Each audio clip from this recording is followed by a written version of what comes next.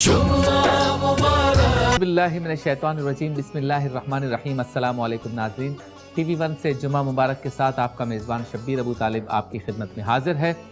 एक बार फिर जुमा मुबारक का सूरज तुलू हुआ। इस दुआ के साथ आज के दिन का और आज के प्रोग्राम का आगाज़ करते हैं कि रब ताला हमें हमारी नेकियों का बेहतरीन अजर अता फरमाए और हमारी ख़ताओं को माफ़ फरमाए। हर प्रोग्राम की तरह आज के इस प्रोग्राम में भी एक दिलचस्प और मालूमाती मौज़ू लेकर आपकी खिदमत में हाजिर हैं। और लेकिन मौजू की तरफ जाने से पहले चलते हैं तारुफ की जानिब। मेरे साथ मौजूद हैं आपके हमारे हम सब के मोहतरम, बहुत प्यारे अंदाज में गुफ्तगू करते हैं हज़रत अल्लामा मुफ्ती मोहम्मद इसहाक़ मदनी साहब। अस्सलाम वालेकुम मुफ्ती साहब। वालेकुम अस्सलाम व रहमतुल्लाह। इनके साथ मौजूद हैं नौजवान आलिम दीन, ये भी बहुत प्यारे अंदाज में गुफ्तगू करते हैं हज़रत अल्लामा मुफ्ती जहांगीर रज़ा मदनी साहब। अस्सलाम वालेकुम। वालेकुम अस्सलाम। और इनके साथ मौजूद हैं नौजवान पुरजोश सनाफ़ा जनाब मोहम्मद कामरान कादरी साहब। अस्सलाम वालेकुम। आप तीनों मुअज़्ज़ज़ मेहमानान गिरामी का शुक्रिया कि आप तशरीफ़ लाए। मोहतरम नाज़रीन, एक बहुत ही प्यारे शायर ने क्या प्यारी बात कही कि जुदा हो दीन सियासत से तो रह जाती है चंगेज़ी। और इस जुमले को, इस मिसरे को इस्तेमाल वहाँ किया जाता है कि जब गुफ्तगू ये हो रही हो कि हमारे दीन का सियासत से या सियासत का दीन से कोई ताल्लुक़ नहीं है। लेकिन सवाल यह है कि क्या ऐसी सियासत अब हो सकती है जैसे खुलफ़ाए राशिदीन ने की? और दूसरा सवाल ये हो सकता है कि क्या ऐसे लोग मौजूद हैं कि जो ऐसी सियासत कर सकें? साथ ही इस बात को भी ज़हनशीन रखना चाहिए कि बाज़ दुनियादार, बज़ाहिर दुनियादार लोग या जिनका प्रोफेशन सियासत है या जो जद्दी पुश्ती सियासत में रहे हैं, उनका कहना यह है कि मजहबी लोगों का सियासत में कोई काम नहीं है। जबकि जो हमारे उलमा हैं, मजहबी तबका हमारा है, वो ये कहता है कि ये बज़ाहिर दुनियादार लोग या प्रोफेशनल सियासतदान या जद्दी पुश्ती जो सियासत में हैं, वो इसलिए दीनदार तबके को सियासत से दूर रखना चाहते हैं ताकि इनकी करप्शन और इनके जो लुत्फ़ हैं और ज़िंदगी के जो तायुशात हैं, ये उससे लुत्फ़अंदोज़ हो सकें। समझने की कोशिश करेंगे कि असलन सियासत क्या है, हुकूमत क्या है, खुलफ़ाए राशिदीन ने कैसे हुकूमत की और हमारे अकाबरीन ने किस तरह से इस इंतज़ाम को संभाला, किस तरह से रियासतों में अमन कायम हुआ, कैसे मुसलमानों को इतनी बड़ी बड़ी जो है वो हुकूमतें मिली और इतने बड़े बड़े जो है वो तबक़ात जो है वो वजूद में आए। इन सब पे गुफ्तगू करेंगे। फतूहात कैसे वजूद में आए, इस पर भी गुफ्तगू करेंगे। तो सब पहले ये बताएं कि कोई फ़र्क है कि हम कहें कि इस्लाम सियासत में नहीं है, सियासत इस्लाम में नहीं है, ऐसी कोई चीज़ है? बिस्मिल्लाहिर्रहमानिर्रहीम। अल्लाहुम्मा रब्बि इश्रह ली सदरी व यस्सिर ली अमरी वहलुल उक़दतम मिन लिसानी यफ़क़हू क़ौली वजअल ली वज़ीरन मिन अहली। बहुत शुक्रिया।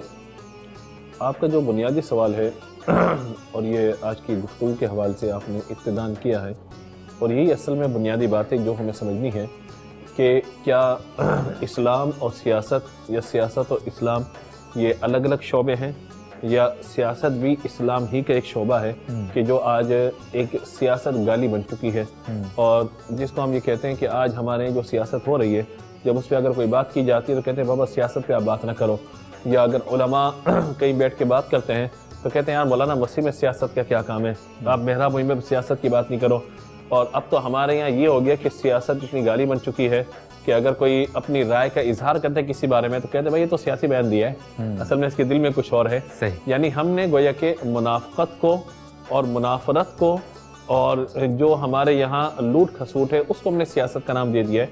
हालांकि सियासत के जो लुग़त के अंदर आप माना देख लीजिए, या जो इसके माना मफ़ाहिम है, तदबीर करना, हुस्ने तदबीर इख्तियार करना, इंतज़ामात को बेहतर करना और हिकमत के साथ चीज़ों को बेहतर करना, ये सियासत के मामलात हैं। लेकिन जो फ़ी ज़माना हमारे यहाँ तबका है वो मौलवियों को बुरा भला कह रहा होता है, मौलवी सियासतदानों को बुरा भला कह रहा होते हैं। वजह क्या है कि जिस तरीके से हमने दीनी और दुनियावी मामलात के अंदर एक लकीर लगा दी है बीच में, और हमने एक ये तय कर लिया है कि भाई ये दीनदार है, ये दुनियादार है, ये दीनी तालीम है, ये दुनियावी तालीम है, और ये जो है मजहबी मामला है, ये सियासी मामला है। जिस तरीके से हमने दरमियान में लकीरें लगा दी हैं, तो जिसकी वजह से बहुत सारे मसाइल ने फिर जन्म लिया है। तो यहाँ पे मैं बात अर्ज़ करूँ कि मेरे आका सल्लल्लाहु तआला अलैहि वसल्लम और अल्लाह तबारक व तआला के जितने नबी भी तशरीफ़ लाए, उन्होंने दुनिया में तशरीफ़ लाकर लोगों के लिए बेहतरीन इंतज़ामात किए, और वो लोग कि जिन्होंने इस्लाम कबूल किया उन्हें भी, और जिन्होंने इस्लाम कबूल नहीं किया उन्हें भी एक ज़मीन पे एक बाकायदा निज़ाम अता फरमाया गया कि जिसके तहत उन्होंने ज़िंदगी गुजारी। और इसी तरह अगर आप ये देख लीजिए कि ख़ास तौर पे सिफारतकारी के मामले में अगर आप देख लीजिए कि अपना पैगाम या अपना नुक्ता नज़र दूसरे के सामने पेश करना, तो मेरे आका सल्लल्लाहु तआला अलैहि वसल्लम ने न सिर्फ खुतूत रवाना फरमाए بلکہ آپ نے وفود بھی روانہ فرمائے، اور یہ سلسلہ ہر دور میں چلتا رہا کہ جب بھی کوئی بات ہوگی سفارتکاری کے اعتبار سے اپنے چند افراد آپ بھیجیں گے اور وہاں کے کچھ افراد آپ کے پاس آئیں گے، شنید ہوگی، نیگوسیشنز ہوتی ہے، حتیٰ کہ خسرو پرویز کے بعد جب آقا علیہ الصلوۃ والسلام نے اپنا خط بھیجا تھا تو اگرچہ اس نے گستاخی کی، بے ادبی کی اور آقا علیہ الصلوۃ والسلام نام مبارک کو چاک کر دیا، لیکن جب اس کے وفود بھی حضور کی بارگاہ میں آئے، اگرچہ حضور صلی اللہ تعالیٰ علیہ وسلم نے ان کے چہرے دیکھ کے نفرت کے اظہار فرمایا، لیکن ان کو قتل کرنے کے مارنے کا حکم ارشاد نہیں فرمایا۔ تو یہ آقا علیہ الصلوۃ والسلام کی تدبیر تھی۔ اور پھر اگر ہم یہ بات کریں کہ حکمت عملی، تو اگر آپ غور کیجئے کہ فتح مکہ کے موقع پر سیرت نگاروں نے اس بات کو لکھا کہ میرے آقا علیہ الصلوۃ والسلام جب 10,000 کے لشکر کے ساتھ پہنچے ہیں تو حضور صلی اللہ تعالیٰ علیہ وسلم نے مدینہ منورہ سے مکہ مکرمہ سے پہلے ایک میدان میں جب قیام فرمایا تو آپ نے سب لوگوں کو کہا کہ ہر ایک اپنا اپنا چولہا جلائے گا، تو یعنی میلوں تک لوگوں ایک آگ پھیلی ہوئی نظر آئی۔ تو یہ میرے آقا علیہ الصلوۃ والسلام کی حکمت تھی۔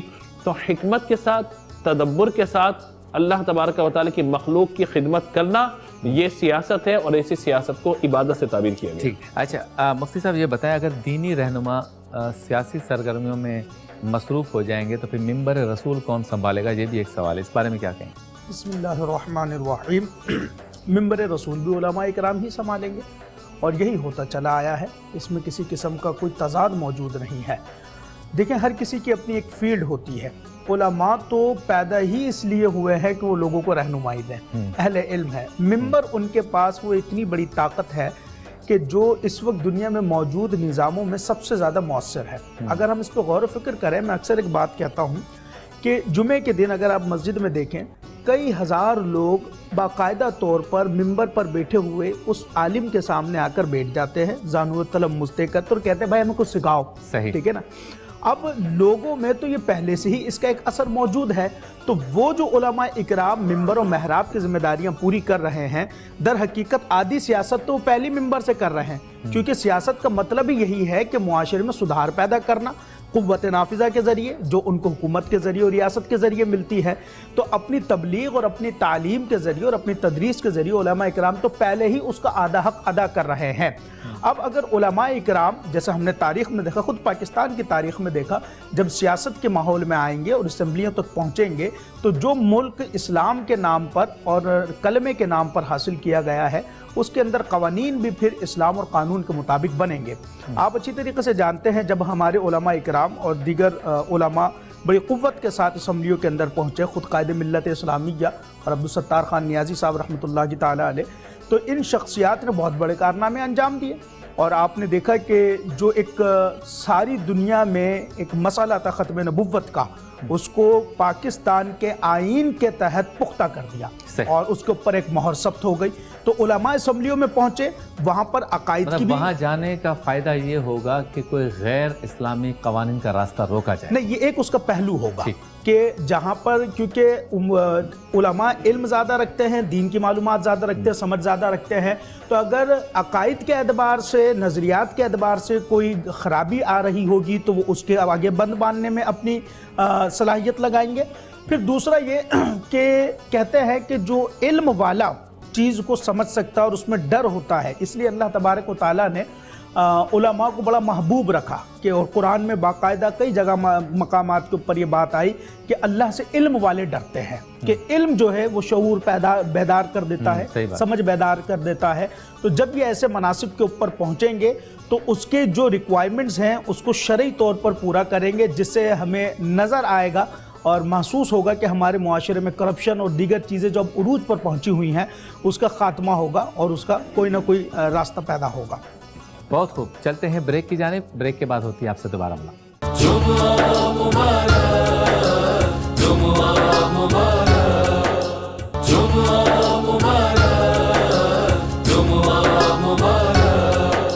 خوش آمدید۔ بریک کے بعد ایک بار پھر آپ کی خدمت میں حاضر ہیں جمعہ مبارک کے ساتھ۔ اسلام اور سیاست یہ ہمارا موضوع ہے، اور مقصد اس کا سیاست پر جب گفتگو کرنے کا ہے تو اس میں ہم کوشش کریں گے کہ خلفائے راشدین نے جو سیاست کی اور کس طرح سے اس نے انتظام کیا، اس پر گفتگو کریں۔ کسی موجودہ سیاسی نظام یا سیاسی شخصیت پر نقطہ چینی مقصد نہیں ہے، نظام کو کیسے بہتر کیا ہمارے اکابرین نے، اس پر ہم گفتگو کریں گے بنیادی طور پر۔ اچھا مفتی صاحب یہ بتائیں کہ اگر ہم یہ کہیں کہ یہ کام بھی علماء لے لیں، یہ کام بھی علماء لے لیں، یہ بھی علماء لے لیں، یقیناً دین کا تعلق تو یا دین کے روٹس تو ہر شعبے میں ہیں، لیکن اتنا بڑا فل ٹائم جو کام یا شعبہ ہے سیاست، یہ بھی لے لیں گے تو باقی چیزوں سے توجہ نہیں ہٹ جائے گی؟ بسم اللہ الرحمن الرحیم. دیکھیں ہماری گفتگو کا مقصد ہرگز یہ نہیں ہے کہ مطلب سارے علماء محراب و منبر چھوڑیں، درس و تدریس چھوڑیں اور سب کچھ چھوڑ چھاڑ کے سیاست کے میدان میں آ کے بیٹھ جائیں. مقصد یہ نہیں ہے. مقصد یہ کہ سیاسی آگاہی، اور دوسرا یہ ہے کہ جو آج لفظ سیاست گالی بن چکا ہے، تو ہمیں اس کلچر سے اس کو نکال کے لے کر کے آنا ہے کہ سیاست کرنا یہ صرف کسی وڈیرے کا، کسی چودھری کا، کسی قبیلے کے بڑے کا، یا کسی پیسے والے کا، یا کوئی بہت زیادہ کوئی مطلب ڈان ہو، کوئی بہت بڑا آدمی ہو جس کے بڑے بڑے مل ہوں، فیکٹریاں ہوں، دنیا بھر میں اس کی کمپنی ہو، یہ اس کا کام ہو. یہ مقصد نہیں ہے. مقصد کیا ہے کہ آپ کیا اپنے ملک کے نظام کے ساتھ متفق ہیں یا نہیں، پہلا سوال یہ. دوسری بات یہ کہ کیا آپ اس نظام کے اندر خرابیوں کو درست کرنا چاہتے ہیں یا نہیں کرنا چاہتے. میں آپ سے ایک بات پوچھتا ہوں کہ پاکستان بننے کی تحریک سے لے کر آج تک علماء کیا عملی طور پہ سیاست سے بالکل دور رہے؟ ایسا تو نہیں ہے. ہاں ایسا ضرور ہوا کہ علماء کے پاس یہی سیاستدان آئے کہ میں آپ کے حلقے سے ہوں، میں جو ہے اسمبلی کا الیکشن لڑ رہا ہوں، چاہے وہ صوبے کے طور پر ہو، چاہے مطلب جو ہے وفاق کے طور پر ہو، تو آپ مجھے سپورٹ کریں. بھائی آپ کا نظریہ کیا ہے، آپ کا ایجنڈا کیا ہے؟ حضور میرے یہ نظریہ ایجنڈا ہے، کہانی اس میں یہ خرابی کہا حضرت ٹھیک ہے اس کو درست کر لیا آپ، ٹھیک ہے آپ کی ہماری پارٹی کا نظریہ. تو اس اعتبار سے ان کو سپورٹ کیا گیا. پھر علماء نے محراب منبر سے ان کی تائید کے طور پہ آواز بھی اپنی بلند کی. تو عملی طور پہ تو علماء سیاست سے دور نہیں ہے، کسی نہ کسی طرح موجود لازمی طور پر مطلب ہیں وہ. لیکن کیا وہ علماء اپنے محراب و منبر سے اٹھ کے کیا پارلیمنٹ کے اندر بھی آ جائیں، کیا اسمبلیوں کے اندر بھی آ جائیں، کیا سینٹ کے اندر بھی چلے جائیں؟ اب یہ وہ بات ہے. تو یاد رکھیے گا عربی کا مقولہ ہے لکل فن الرجال. ضروری نہیں ہے کہ ایک بندہ سیاست پہ اچھی تقریر کرنے والا ہو تو وہ ملک کا نظام بھی اچھے چلانے والا ہو. ضروری نہیں ہے کہ ایک بندہ جو ہے وہ جس کو بولنا نہ آتا ہو وہ ملک کا نظام بھی نہ چلا سکے. تو بات یہ نہیں ہے. اصل بات یہ ہے کہ کیا آپ اپنے ملک کے ساتھ محبت کے تقاضوں کو اس طرح پورا کرنا چاہتے ہیں کہ میری ذات سے میرے ملک کو اسمبلی میں آنے پر فائدہ ہوگا، میرے صوبے کو فائدہ ہوگا، میرے شہر کو فائدہ ہوگا، میں اپنے یو سی میں، ٹاؤن کے اندر یا صوبے میں یا وفاق کی سطح پہ کہیں بھی جا کر میں خدمت کر سکتا ہوں. تو پھر اس حوالے سے یا تو علماء کو خود میدان میں آنا پڑے گا اگر ان کو نمائندے نہیں ملتے. اگر ملتے ہیں تو علماء کو محراب و منبر درس و تدریس سنبھالنا چاہیے. لیکن نمائندے نہیں ملتے تو پھر انہی کو آنا چاہیے. لیکن نمائندے بھی وہ ایسے ہوں کہ ایسے نہیں کہ الیکشن جیتنے سے پہلے تو آپ کی دست بوسی کر رہے ہیں، آپ کے آگے پیچھے گھوم رہے ہیں، الیکشن جیتنے کے بعد 5 سال بعد آپ کا دوبارہ حضور ہمیں سپورٹ کریں. پھر علماء کو بھی اپنی آنکھیں کھلی رکھنی ہوں گی کہ نظام سیاست کو اس انداز سے کہ اگر کوئی بھی بندہ آپ کے شہر کی، آپ کے محلے کی، آپ کی گلی کی خدمت کر رہا ہے لوگوں کی، تو پھر آپ کو اس کو سپورٹ کرنا چاہیے. اچھا مفتی جہانگیر صاحب یہ بتائیں کہ جو طریقہ کار رائج ہے پولیٹکس کا پوری دنیا میں، اگر علماء بھی یا دیندار طبقہ سیاست میں آتا ہے تو پھر اسے بھی اسی انداز میں جلسے، اسی انداز میں روڈ بند، اسی انداز میں ریلیاں، اسی انداز میں اچھل کود، تو پھر دیندار طبقہ یہ ساری چیزیں کرے گا تو کیسا لگے گا؟ اچھا سوال ہے آپ کا. دیکھیے مسئلہ یہ ہے کہ یہ جو طرز سیاست ساری دنیا کے اس وقت اندر موجود ہے، یہ ایسا نہیں ہے کہ کوئی جمود کا شکار ہے. اس میں تغیر و تبدل آ سکتے ہیں. آپ جس طریقے سے چاہے اس کا جو رخ ہے وہ تبدیل کر سکتے ہیں. وقتاً فوقتاً تدریجاً اس کے اندر تبدیلی آ سکتی ہے. ہاں ضرور ہے کہ اس میں بہت ساری خامیاں آ چکی ہیں. علماء اپنے تہی اپنے علم کے مطابق اس کے اندر درستگی کے ساتھ وہ کام کریں تو جو ممکن ہو سکتا ہے، اگر بڑے پیمانے پہ نہ صحیح چھوٹے پیمانے پر ہو سکتا ہے. ضروری نہیں ہے کہ یکدم لوگ آپ کی سپورٹ میں ہو سکتا ہے تھوڑی تھوڑی دیر کے بعد تدریجاً وہ عمل آپ کا پر اثر ہو جائے اور آپ کو حمایت حاصل ہو جائے. تو یہ بھی ضروری نہیں ہے کہ ہر جگہ جو ہے وہ روڈ ہی بند کیے جائیں. ریلیوں کے لیے پرمیشنز ہوتی ہیں، جلسوں کے لیے پرمیشنز ہوتی ہیں. اگر کوئی پارٹی جو ہے وہ لوگوں کو تنگ کر کر جلسے جلوس کرتی ہے تو آپ اس کے اگینسٹ جائیں. آپ جو ہے وہ ایسی جگہ کا انتخاب کریں کہ جہاں پر لوگوں کو تکلیف نہ ہو، لوگوں کے لیے آسانی پیدا رہے اور آپ جو پیغام پہنچانا چاہتے ہیں وہ پیغام بھی پہنچائیں. دیکھیں اقبال نے یہ بات کہی تھی کہ جمہوریت وہ طرز حکومت ہے کہ جس میں بندوں کو گنا کرتے ہیں تولا نہیں کرتے. ٹھیک ہے نا. تو جمہوریت میں اسی اعتبار سے تغیر و تبدل کا جو انداز ہے وہ تیزی اختیار کر سکتا ہے، کیونکہ یہاں پر اگر تولا جائے تو آپ کے پاس اگر اکثریت موجود ہے تو آپ اس نظام میں تبدیلی لا سکتے ہیں.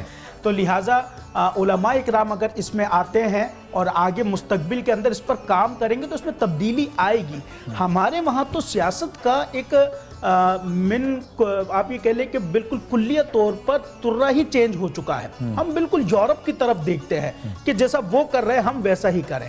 ایسا نہیں ہو سکتا. ویسے ہمارے اکابرین یا خلفائے راشدین مولا علی کے زمانے میں یا ان سے پہلے ان کے بعد میں کس طرح سے یہ سارا سسٹم چلتا ہے؟ اسلام میں خلافت کا ایک نظام موجود ہے، لیکن اسلام کا جو خلافت کا نظام ہے وہ بھی جمہوری ایک طریقے سے نظام ہے. یہی اسی طرح مشاورت ہوتی تھی. لیکن یہاں تو اب بہت زیادہ جو ہے نا وہ گراس روٹ لیول پہ لے آتے ہیں کہ پبلک اپنی جو ہے وہ رائے کا حق استعمال کرتی ہے. اسلام خلافت میں جس جمہوریت کو دیکھتا ہے وہ صاحب الرائے لوگوں کی رائے ہوتی ہے، ذہین لوگوں کی دانا لوگوں کی رائے ہوتی ہے، جس سے انتخاب ہوتا ہے خلیفہ کا اور ایک پورا نظام چلایا جاتا ہے. اسلام جمہوریت کا مخالف نہیں ہے، بلکہ میں تو کہتا ہوں کہ اگر تاریخ اٹھا کر دیکھیں اسلام کی آمد سے قبل جتنی بھی دنیا میں حکومتیں رہی ہیں وہ سب کی سب ملوکیت سے بھی بدتر تھی. وہ تو ایک آقا اور باقی سارے غلام تھے. اسلام نے ایک نیا تصور پیش کیا ہے. جبھی تو حضرت عمر فاروق کے دور کے اندر لوگ خلیفہ وقت کو پوچھ لیا کرتے تھے تمہارے پاس قمیض کا یہ دوسرا کپڑا کہاں سے آیا؟ تمہیں جتنا ملا اتنا ہمیں ملا. آج کیسے پوچھیں گے؟ آج آپ پوچھے تو وہ استثناء حاصل ہوتا ہے، اور اگر آپ اجازت دے تو پھر وہ بتائے میرے خلاف عدالت کیسے فیصلہ دے سکتی ہے؟ تو پہلے مطلب ہمارے اکابرین کے زمانے میں یہ ساری چیزیں نظام عدل وغیرہ اتنا صاف ستھرا اور اتنا اوپن مائنڈیڈ تھا کہ خلیفہ سے امیر المومنین سے بھی سوال جواب کیے جا سکتے تھے. جی بالکل. حضرت عمر فاروق رضی اللہ تعالی عنہ کے پاس ایک شکایت آئی. ایک صحابی رسول جن کو گورنر بنایا گیا تھا، میرے خیال سے مصر کا گورنر بنایا گیا تھا، تو آپ نے دروازے پر چوکٹ لگا لی. اپنے گھر کے انٹرنس کے اوپر دروازہ اور چوکٹ لگا لی، جس سے لوگوں کو آنے میں پریشانی تھی. پہلے کھٹکھٹائیں گے، ملیں گے تو نہیں ملیں گے. اب لوگوں نے شکایت کی حضرت عمر فاروق کو. حضرت عمر فاروق نے فوراً بلوا لیا اور کہا بھائی تم نے چوکٹ کیوں لگائی؟ انہوں نے کہا کہ میں نے اپنے گھر کی آسانی کے لیے لگائی. کہا لیکن رعایا کو اس سے پریشانی ہے کہ تم تک جو ان کی رسائی تھی وہ مشکل ہو گئی. لہٰذا کہا کہ پہلے جو کام کرتے تھے وہی کام کرو. چرواہے تھے تو اٹھاؤ بکریاں اور نکل جاؤ ریگستانوں میں، تمہارا کام نہیں کہ گورنری سنبھالو. اور پھر اسی طریقے سے حضرت امیر معاویہ رضی اللہ تعالیٰ عنہ کی شکایت آئی کہ بھئی حضرت امیر معاویہ رضی اللہ تعالیٰ عنہ بہت قیمتی لباس پہنتے ہیں اور اسلام کا یہ طرز عمل نہیں ہے. تو حضرت عمر فاروق نے آپ کو بلوایا، آپ سے پوچھا تو حضرت امیر معاویہ نے کہا کہ اے امیر المؤمنین، آپ نے مجھے جس جگہ کا امیر بنایا ہے وہاں پر یہ شان و شوکت رعب ڈالتی ہے سامنے والوں پر، لہٰذا وہاں کی ریکوائرمنٹ ہے. حضرت عمر فاروق نے ان کو اجازت دے دی. اسی طرح حضرت عمر فاروق رضی اللہ تعالیٰ عنہ کی عدالت میں لوگ باقاعدہ فیصلے کے غلط ہونے پر پکار اٹھتے تھے. یہ فیصلہ غلط جی بالکل. حضرت عمر فاروق نے ایک عورت کے بارے میں فیصلہ کیا، وہ حاملہ تھی اور اس کو رجم کا فیصلہ جب آپ نے کیا تو حضرت علی رضی اللہ تعالیٰ عنہ نے روک دیا. جس پر حضرت عمر فاروق نے فرمایا کہ اگر علی موجود نہ ہوتا تو عمر ہلاک ہو جاتا، کہ اس قدر جو ہے وہ غلط فیصلہ ہو جاتا. اب آپ تصور کریں کہ اسلام کی جو تاریخ ہے، روشن تاریخ، وہ آپ کو کسی بھی خطے اور کسی بھی مذہب میں نہیں ملے گی. ہم اس کو چھوڑ کر جب اغیار کے طریقے پر جائیں گے تو تباہی، بربادی اور پستی ہی آنی ہے. ٹھیک ہے. اسلام اور سیاست کے دلچسپ موضوع پر گفتگو ہو رہی ہے. آپ سے ملاقات ہوتی ہے مختصر سے وقفے کے بعد. جمعہ مبارک، جمعہ مبارک، جمعہ مبارک، جمعہ مبارک. ایک بار پھر آپ کی خدمت میں حاضر ہیں جمعہ مبارک کے ساتھ. اسلام اور سیاست ہمارا آج کا موضوع ہے. دلچسپ تو ہے لیکن تھوڑا سا حدود کا تعین بھی ہونا چاہیے. اچھا مفتی صاحب یہ بتائیں کہ کیا یہ صحیح ہے کہ سیاست میں آنے کے بعد علماء کے وقار میں کمی آ سکتی ہے جو اس وقت سسٹم ہمارے پاس ہے؟ بظاہر جو سسٹم آپ کے پاس ہے تو سیاست کو، جسے میں نے پہلے عرض کیا کہ ایک گالی بنا دیا گیا، اور جب کوئی علماء سیاست کی طرف آتے ہیں تو کہا جاتا ہے کہ یار ان کو سیاست ہے. یہ جہاں اللہ رسول کی بات کریں گے تو ہم یہی بات کہتے ہیں کہ سیاست کا مطلب وقار میں کمی آتی ہے. نکلیں گے گلیوں میں زندہ آباد مرد آباد ہوگی، کوئی کہے گا ارے کوئی کام کا نہیں ہے یہ مولوی، کوئی کہے گا نہیں بہت اچھا ہے، کوئی کہے گا ہمارے سروں کا تاج ہے. یہ تو مسئلہ ہے کہ کوئی بھی گدی نشین ہو، کوئی بھی محراب و منبر کی زینت بنا ہوا شخص ہو، کوئی مدرس ہو، یہ تو عام طور پہ بھی ہوتا ہے. مسجد میں نماز پڑھنے والے امام کے پیچھے نماز پڑھ رہے ہوتے ہیں اور بعد میں برا بلا کہہ رہے ہوتے ہیں امام صاحب نماز مدد نہیں ہے، کہیں جانا ہوگا، ان کو اتنی چھوٹی چھوٹی پڑھا کے نکل گئے. تو یہ تو رائے کا جو حق ہے وہ لوگ بھی مطلب جو تجربات مشاہدات تو بہت زیادہ ہے، کیونکہ سنی سنائی بات سے زیادہ بندے کا اپنا مشاہدہ اور تجربہ ہی ہوتا ہے. دوسری گزارش یہ ہے کہ علماء اگر اس طرف نہیں آئیں گے، اب سوال وہ ہے کہ کیا علماء نہیں آئے تو کیا نقصانات ہوں گے؟ اس کے نقصانات اس کے کیا ہیں؟ سب سے پہلے نقصان تو یہ ہے کہ ہمارا جو نظام سیاست ہے اس وقت وہ اپنے آپ کو مادر پدر آزاد سمجھتا ہے، جو چاہے کریں کیونکہ کوئی پوچھنے والا ان سے نہیں ہے، جو چاہے ترمیم لے کر کے آئیں، جس کو چاہے اہل بنائیں، جس کو نااہل قرار دے دیں، یعنی اپنے مطلب پر۔ اور دوسرا پھر یہ کہ اسلام کا نظام سیاست یہ نہیں ہے کہ جو آج چل رہا ہے، اسلام کا نظام سیاست یہ نہیں تھا کبھی بھی کہ باپ اس کے بعد بیٹا پھر پوتا، یعنی نسل در نسل اس طریقے سے چلتا ہوا ہے۔ اسلام کا نظام یہ نہیں ہے۔ تیسری بات یہ ہے کہ یہ میرٹ پر جو باصلاحیت ہے وہ آ گیا ہے۔ کسی نے کہا تھا حضرت عمر رضی اللہ تعالیٰ عنہ کو، یہ چیز تو ہمارے علماء میں بھی ہے، خانقاہی نظام میں بھی ہے۔ تو سب خرابی جہاں بھی ہو، یہ تو آپ کے کلچر ہو چکا ہے نا، خرابی جہاں بھی ہے، چاہے نظام سیاست میں، چاہے نظام خلافت جو اس وقت درویشی کا نظام ہمارا چل رہا ہے، جس کے اندر نہ در ہے نہ ویش ہے اور صرف جو ہے مطلب در بدر ہی رہ گئی ہے، تو اس نظام پر بھی ہمیں بات کرنی چاہیے کہ جہاں پہ اس طرح کا معاملہ ہے۔ ہاں اگر کوئی عالم ہے اور ان کے اولاد باصلاحیت ہے اور وہ اس منصب کو سنبھال سکتی ہے، مدرس ہے جو اس منصب کے تقاضے ہے ان کے مطابق ہے، تو بالکل۔ حضرت عمر رضی اللہ تعالیٰ عنہ سے کسی نے کہا تھا کہ آپ تشریف لے جا رہے ہیں دنیا سے تو اپنے بیٹے کو خلیفہ بنا کے جائیے۔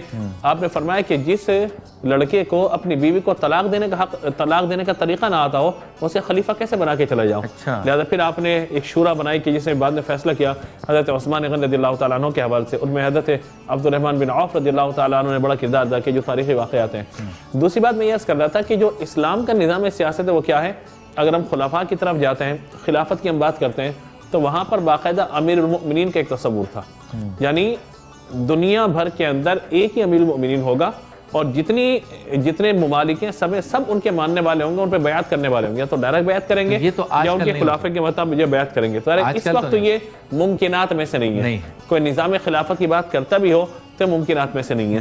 دوسری بات یہ ہے کہ آپ کے یہاں مختلف مسالک ہیں، جہاں پر جو ہے مطلب مختلف مذاہب ہیں، وہیں پہ مختلف جو ہے مسالک بھی موجود ہیں، تو ظاہر ہے کہ کسی ایک مسلک کی حکومت آ نہیں سکتی، تو لہذا پھر لازمی طور پر آپ کو اتحاد کرنا پڑتا ہے۔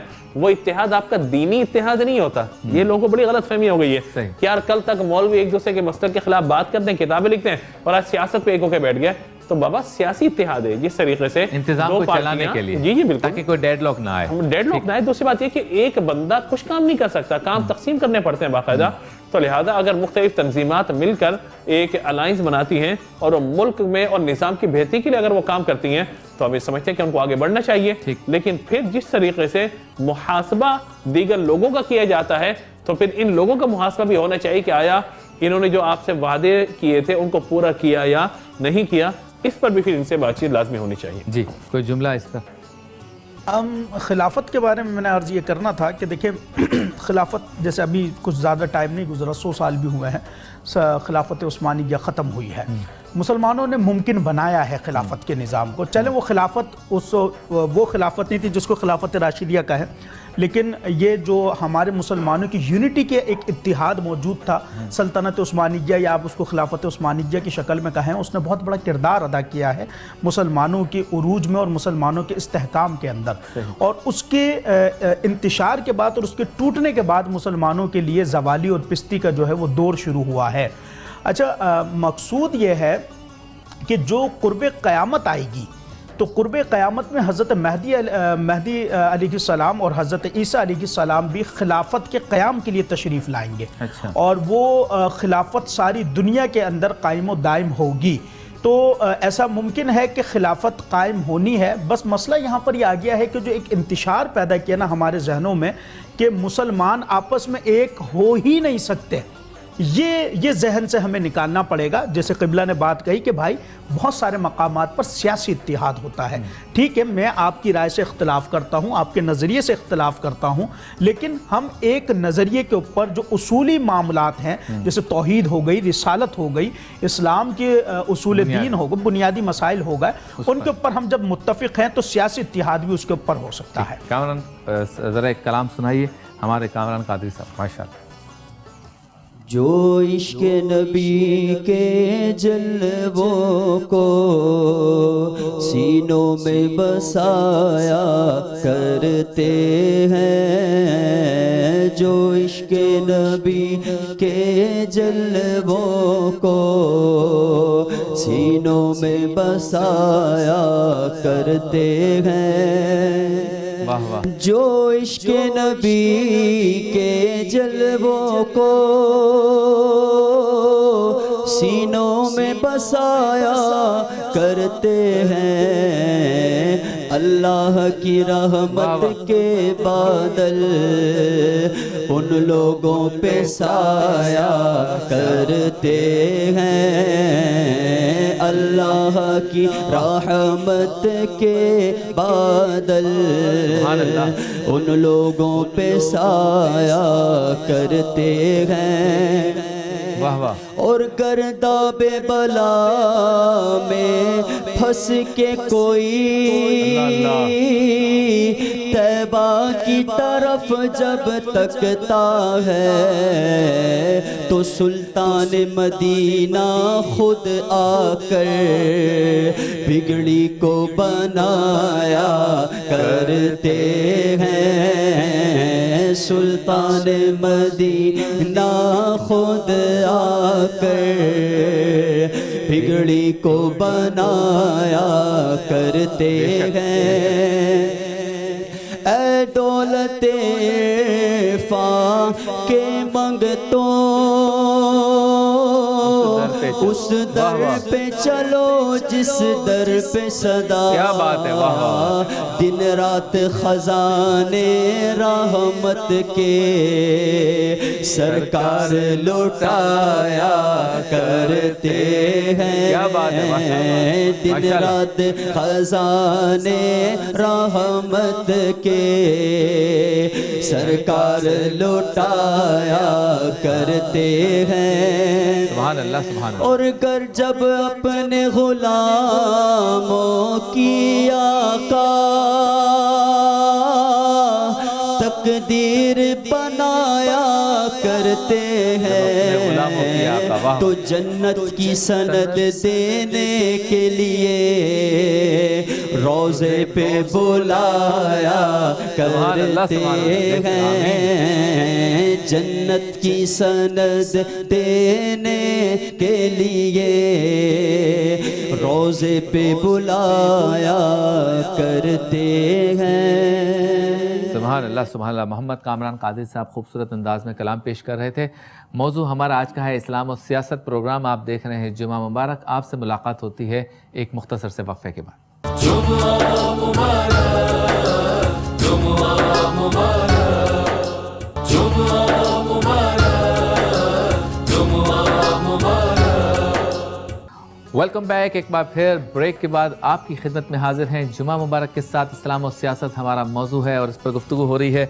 مفتی اسحاق صاحب، سوال یہ ہے کہ دینی سیاست میں اصولوں پہ کاربند رہنا کس طرح سے ممکن ہے؟ بیوروکریسی ہے، کرپشن کے معاملات ہیں، لالچ ہے، جانوں کا خطرہ ہے، پھر سادگی بھی اپنانی ہے، پھر شریعت محمدی، پھر نمازوں کی پابندی، پھر اپنے طلباء کو پڑھانا، دین کی جو ہے وہ ترویج و اشاعت کا جو کام ہے وہ بھی ساتھ کرنا۔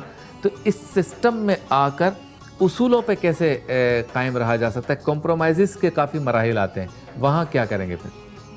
بسم اللہ الرحمن الرحیم۔ دیکھیں، علماء کرام کو جو چیلنجز ہوتے ہیں تو ان کو اگر سامنے رکھا جائے تو یہ تو سیاسی نظام تو کچھ بھی نہیں ہے۔ ظاہر ہے کہ ایک عملی طور پر سیاست میں آنے ایک الگ بات ہے، لیکن معاشرے کے اندر جو سیاسی ماحول ہمیں نظر آ رہا ہوتا ہے تو بہت ساری چیزوں پہ تو محراب و منبر کے حوالے سے بھی آپ کو کمپرومائز کرنا پڑ جاتا ہے۔ بعض اوقات جو ہے مطلب آپ چاہتے ہیں کہ جمعے کی نماز کا ٹائم آپ آگے بڑھائیں، لیکن لوگ کہتے ہیں کہ نہیں بھائی ہماری سہولت اس میں کہ آپ یہ کریں۔ تو دیکھیں، سیاست کا مطلب یہی ہے کہ شریعت اور سنت کے مطابق نظام اللہ تبارک و تعالیٰ کا زمین پہ نافذ کیا جائے، اور اگر اس کے آپ اہل ہیں تو بالکل آپ اس میں آئیے۔ لکل فن رجال، ہر فن کے مرد ہوا کرتے ہیں، تو جو فن اللہ تبارک و تعالیٰ نے آپ کے اندر ودیعت فرمائے آپ آئیں، اس پر کام کریں۔ اور پھر یہ بات بھی ہمیں سمجھنی ہوگی کہ ضروری نہیں کہ ہر وقت آپ ڈھول بجا کر یا سیکورٹی یا جان کے معاملات ہوں، تو ضروری نہیں ہوتا، بلکہ اگر آپ زمین پہ نظام عدل قائم کر دیں اور ہر چور کو سزا ملے، ہر جو ہے وہ ظالم جو ہے اس کو سزا دی جائے، جو میرے آقا علیہ الصلوۃ والسلام کا بڑا پیارا فرمان جو ہم بیان بھی کرتے ہیں کہ اگر اس کی جگہ میری بیٹی فاطمہ نے ایسا معاملہ کیا ہوتا تو اس کا ہاتھ بھی کاٹ دیا جاتا، اور پھر عدالتیں ہماری ایسی ہوں کہ حضرت علی کا غلام آپ کی گواہی دینے کے لیے اس کو منع کر دیا جائے کہ تم غلام ہو، تم گواہی نہیں دے سکتے۔ عدالت میں بیٹا اپنے باپ کے خلاف یا باپ کے حق میں گواہی اس کی قبول نہ کی جائے۔ تو یہ جو سارا نظام ہے نا، اصل میں اس کو آپ کو سمجھنا پڑے گا کہ زمین پر اللہ تبارک و تعالیٰ کا نظام، یریدون لیطفئوا نور اللہ بافواہہم ویأبی اللہ الا ان یتم نورہ ولو کرہ الکافرون، اور اس سے پہلے هو الذی ارسل رسولہ بالہدی ودین الحق لیظہرہ علی الدین کلہ. دین اس چیز کا نام نہیں ہے کہ میں نماز پڑھوں، روزہ رکھوں، ذکر کروں. تو صحابہ کرام بھی یہ کر لیتے. کیا ضرورت تھی ان کو میدان جہاد میں جانے کی؟ کیا ضرورت تھی سفارت کاری کی؟ کیا ضرورت تھی ان کو اتنے بڑے بڑے معاملات کو فیس کرنے کی؟ لیکن ہاں، جب صرف اسلام آپ کے پیش نظر ہوگا تو آپ محراب و منبر کی زینت بن جائیں گے، ایسا نہیں ہے. بلکہ اسلام آپ کو اس بات کا درس دیتا ہے کہ اپنی ذات سے نکل کر بھی دوسروں تک آپ پیغام کو پہنچائیے. خیر الناس من ينفع الناس، اس کو. اور جہاں تک آپ نے پچھلی گفتگو کے اندر یہ بات ارشاد فرمائی تھی کہ کیا آج ہمارے یہاں سیاست کو گالی بنا دیا گیا، یہ سب چیزیں ہو رہی ہیں اور معاشرے میں شور شرابہ ہے، علماء کا وقار. میں قریب کے اندر ہی آپ کو ترکی کی مثال دوں کہ فوجی بغاوت وہاں پر ہوتی ہے، کتنے معاملات ہوئے، لیکن اس دن کو انہوں نے یوم مذمت کے طور پہ نہیں منایا، یوم درود کے طور پہ منایا. اور لاکھوں کروڑوں افراد نے ایک ساتھ کھڑے ہو کر آقا علیہ الصلوۃ والسلام کی بارگاہ میں درود و سلام کے نذرانے پیش کیے، اگرچہ کچھ وقت کے لیے صحیح. اور ان کی تقلید کرتے ہوئے دنیا بھر میں جتنے مسلم ممالک ایک علامت تو بنی، سمبل تو ایک علامت بنا. دنیا بھر میں جتنے ممالک ہیں تو وہاں پہ لوگوں نے جا کے باقاعدہ اس وقت کے اندر جو ترکی کا وقت ہے اس وقت کو سامنے کے سب نے درود پاک پڑھا. اور پھر ترکی کے صدر کی ویڈیوز آپ کے پاس موجود ہیں کہ وہ قبرستان میں کھڑے ہو کے قرآن پاک کی تلاوت کریں، فاتحہ پڑھ رہے ہیں. تو اب بھی یہ نظام ممکن ہے. ایران کے صدر کی وہ مثال آپ نے نہیں دیکھی کہ گاڑی پہ چلتے بارے ایک لڑکی نے اشارہ کیا، رک گئے، مین روڈ پہ کھڑے ہو کر سکون سے اس کی بات سنی جاتی ہے. تو ایسا نظام موجود ہے ہمارے یہاں، ایسا نہیں ہے کہ نظام نہیں ہے. لیکن شرط کیا ہے، ہمارے مسلم حکمران اگر ایک ہو جائیں اور ایک دوسرے سے جیسے کمپرومائز چند چیزوں پہ کرنے کے بعد اسلام کا نظام اور عالم بلند کر کے اٹھیں تو آج بھی اسلامی انقلاب آ سکتا ہے اور مسلمان ایک جگہ پہ جمع ہو سکتے ہیں اور خلافت امت کا تصور قائم ہو سکتا ہے. لیکن میں کیا کہوں اس بات پر کہ بیت المقدس آج جل رہا ہے اور مسلم حکمران خاموشی کی نیند سوئے ہوئے ہیں. تو اگر ایسے حکمران ہیں تو ایسے حکمرانوں کی ہمیں ضرورت نہیں ہے. ہمیں وہ حکمران چاہیے جو غیر کی آنکھ میں آنکھیں ڈال کے بات کر سکیں. امن الگ چیز ہے، غیرت مندی الگ چیز ہے. ان دونوں چیزوں کو پیش نظر رکھتے ہوئے مسئلے کو حل کرنا چاہیے. اچھا مفتی جہانگیر صاحب، بعض لوگ یہ بھی کہتے ہیں کہ اگر خلفائے راشدین کے دور کو دیکھا جائے، حضرت صدیق اکبر کا، حضرت فاروق اعظم کا، حضرت عثمان غنی کا، مولا علی کا، اور اس دور جیسا دور حکومت یا طریقہ حکومت آج رائج ہو جائے گا تو کیا سینما گھر بند ہو جائیں گے؟ کیا اسکولوں کا یہ نظام ختم ہو جائے گا؟ کیا مارکیٹوں میں جس طرح سے آنا جانا ہے یہ بند ہو جائے گا؟ کیا ریڈیو اور ٹی وی بند ہو جائے گا؟ تو یہ خوف بھی ہے لوگوں میں جو جدید تعلیم حاصل کر کے بیٹھے ہیں یا دنیا دار ہیں یا دین سے دور ہیں. ہم اس خوف کو کیسے ختم کریں کہ نہیں ایسا نہیں ہے، دیندار طبقہ جب آئے گا تو وہ اس طرح سے ان اصول پہ کام کرے گا؟ اس کے بارے میں کیا کہیں؟ دیکھیں، آپ کے سوال کو میں دو حصوں میں ڈیوائیڈ کرتا ہوں. ایک تو یہ خوف ہے اور دوسرا اس خوف کو ختم کیسے کرنا ہے. ختم کرنے کا تو ایک لمبا پیریڈ ہے. آپ کو ایک بہت لمبا ٹائم لگانا پڑے گا جس میں آپ مسلسل تبلیغ اور مسلسل تعلیم اور تدریس کے ذریعے لوگوں کو بتائیں گے، اسلام کی حقانیت واضح کریں گے. وہ اقبال نے کہا تھا کہ حقیقت خرافات میں کھو گئی، یہ امت روایات میں کھو گئی. اصل میں نہ ممبر و محراب اس طریقے سے اپنی ذمہ داری پوری کر سک رہے ہیں اور نہ ہی علماء وہ اس انداز میں اسلام کی شکل اور صورت کو پیش کر پا رہے ہیں جو اس کی حقیقی اور اصل شکل ہے. جس کا نتیجہ یہ نکلا ہے کہ جو ایک نیریٹو اور ایک پروپیگنڈا بنایا گیا، اسلام کو ایک متشدد اور دقیانوس دین کے طور پر پیش کیا گیا، اس کی تصویر سامنے رکھ کر لوگوں کو اس سے ڈرایا جاتا ہے، جس کی وجہ سے لوگ کہتے ہیں کہ بھئی یہ کیسے ممکن ہے. حالانکہ ایسا نہیں ہے. دور جدید کے اعتبار سے جب جب زمانہ تبدیل ہوتا ہے، تغیر زمانہ کے اعتبار سے دین اپنے احکام کو بھی تبدیل کرتا ہے. جہاں جہاں ضرورت محسوس ہوگی وہاں پر اسلام اس میں رعایت بھی پیش کرتا ہے. تو اسی طریقے سے اگر خلافت کا نظام آتا ہے تو میں اس کو کوئی مثال تو نہیں دے سکتے، یہ ضرور کہوں گا کہ اگر آپ نے دیکھا تو آپ خود دیکھ لیں گے وہ کتنا حسین ہوگا. لوگوں نے دیکھا ہے کہ جہاں جہاں اسلامی نظام پورے مکمل طور پر نہ صحیح لیکن اگر جزوی طور پر بھی نافذ ہوا ہے تو اس کے اندر کہیں نہ کہیں حسن کی وہ صورت موجود رہی ہے کہ جس کو لوگ متلاشی تھے اور دنیا میں تلاش کر رہے تھے. تو انشاءاللہ اگر خلافت کا ایسا کوئی نظام آتا ہے اور خلافت کا ایک نظام آنا ہے، میں اپنی رائے جو میں رکھتا ہوں اور جو ایک نظریہ ہے کہ جب حضرت امام مہدی نے آنا ہے اور حضرت عیسیٰ نے آنا ہے تو اس وقت اس چیز کا ایک اندازہ ہو جائے گا. اسکول بھی ویسے چلیں گے، اسکول کے اسلام منع نہیں کرتا، دیگر چیزوں سے اسلام منع نہیں کرتا، اور جب ان چیزوں کے بارے میں ہم جانیں گے تو ہمیں پتہ چل جائے گا کہ اسلام اصل میں کہتا کیا ہے. بہت بہت شکریہ آپ تینوں معزز مہمانان گرامی کا. محترم ناظرین، یہ تھا ہمارا آج کا پروگرام اور موضوع ہمارا آج کا تھا اسلام اور سیاست، اور گفتگو کا مرکزی خیال اور سینٹرل آئیڈیا یہ ہے کہ جگہ پیدا کرنی چاہیے ہمیں ایک دوسرے کے لیے، اور جو جس شعبے میں آنا چاہتا ہے وہ آ سکتا ہے، بس اپنے آپ کو اس کا अहल साबित करना होगा। और जहाँ तक दीनदार तबके की बात है तो दीनदार तबके को मेरा ये ख्याल है कि चाहिए कि वो उन लोगों से क़ुरबत पैदा करें जो ख़ाइफ़ हैं कि अगर दीनदार तबका आ गया तो हमारे साथ इस तरह के मसाइल व मामलात होंगे। तो उलमा को इन लोगों पर ज़्यादा तवज्जो देने की और ज़्यादा तबलीग करने की ज़रूरत है, समझाने की ज़रूरत है, और इसके लिए क़ुरबत बहुत ज़्यादा ज़रूरी है। अगर खौफ खुदा और हुब्ब रसूल रखने वाले हुक्मरान मिल जाएँ तो मुल्क भी रोशन होगा और पूरा आलम इस्लाम रोशन होगा। इस्लाम हर शोबे में रहनुमाई करता है, तो ये कैसे हो सकता है कि सियासी मामलात में इस्लाम रहनुमाई न करता हो। लिहाजा ये कहना बिल्कुल गलत है कि इस्लाम और सियासत जुदा जुदा हैं। अल्लाह ताला हम सबको अमल की तौफीक अता फरमाए। प्रोग्राम का इख्तिताम करते हैं और कामरान कादरी इंशाअल्लाह कलाम पेश करेंगे, इस पर इख्तिताम हो। बन गई बात उनका करम हो गया, बन गई बात उनका करम हो गया। शाख नखले तमन्ना हरी हो गई, मेरे लब पर मदीने का नाम आ गया, मेरे लब पर मदीने का नाम आ गया।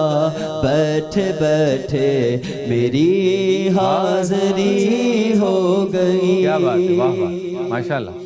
जब मैं पहुंचा दरे शाह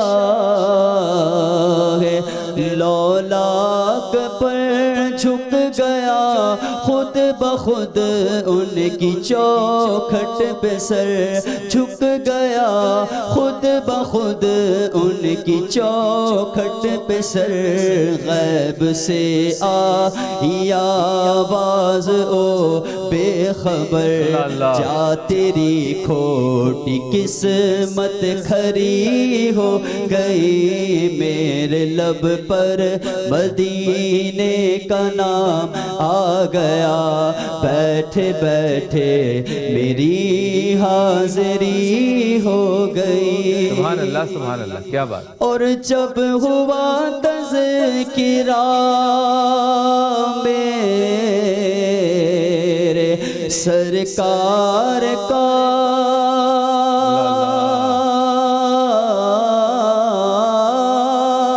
जब हुआ तज़किरा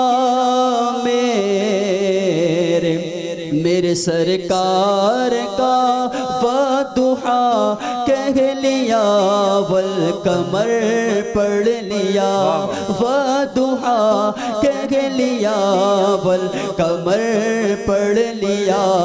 आयतों की तिलावत भी होती रही, आयतों की तिलावत भी होती रही, आयतों की तिलावत भी होती रही। बात भी बन गई, नात भी बन गई, मेरे लब पर मदीने का नाम आ गया। बैठे बैठे मेरी हाज़री हो गई।